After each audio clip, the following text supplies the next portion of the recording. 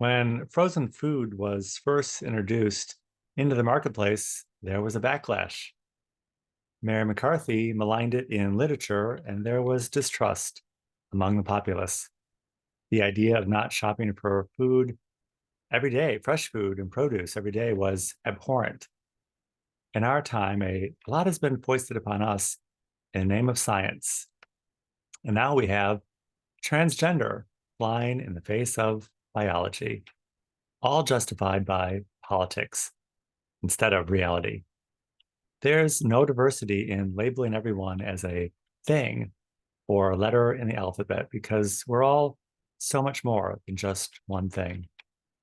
Somehow the government got involved as a way to preserve our freedom to decide this for ourselves by forcing us to be the one thing or the other. And in the process, the one thing keeps getting smaller and smaller, and our freedom less and less. Welcome. Welcome to Conservative Coffee Hour.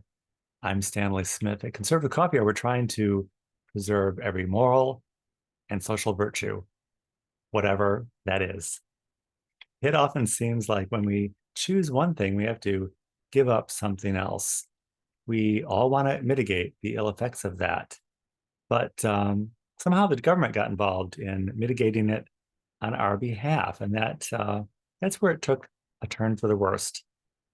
Recently, I Googled the meaning of the word conservatism and basically says that we're in favor of traditional family values and the king. And I wondered how the king got in there. And of course, during the pandemic, we were told we had to follow the science, but we actually weren't following the science. We were following government agencies.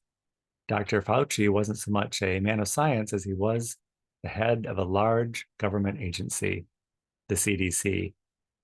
The person of the king ironically represents the unbridled freedom of the individual, as opposed to the collective, which ultimately leads to bureaucracy and tyranny. We used to hear about how a man was the king of his own castle, and how important it was to be the captain of your own destiny. It's a philosophical starting point. None of us want to be lorded over by anybody else, and we all think we're best at lording over ourselves through intellect, our moral compass, and discretion.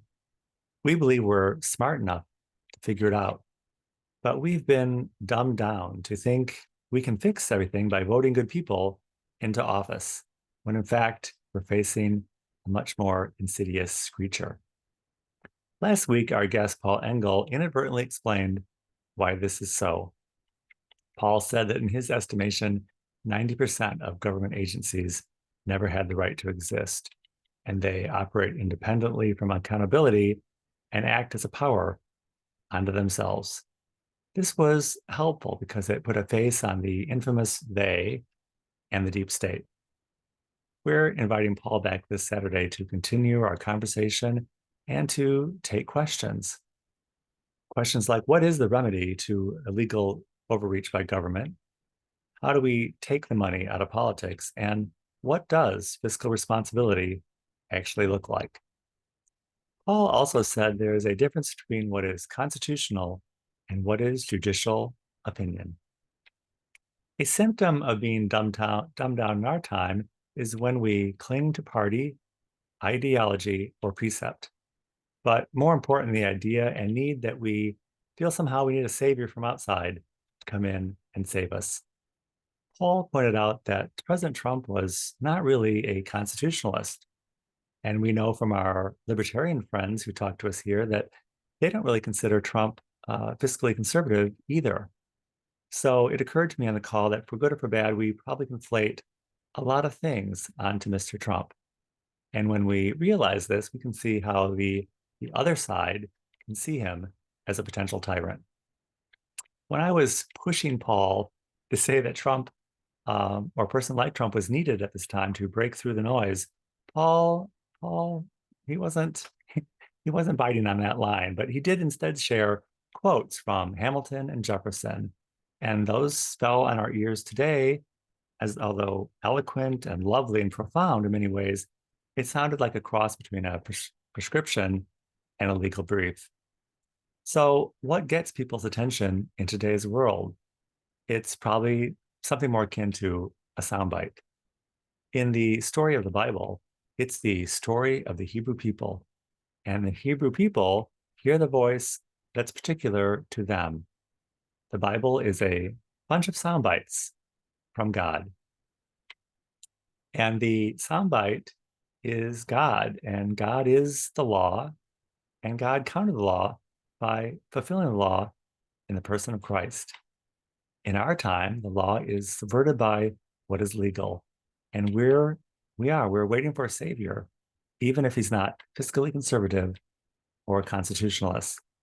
Sometimes there's a difference between what is constitutional and what is biblical. If you would like to join us at Conservative Coffee Hour is every Saturday at 10 a.m. Central Time on Zoom. I will include my email in the description of this video. I'll be happy to send you an invitation. And I look forward to seeing you very, very soon.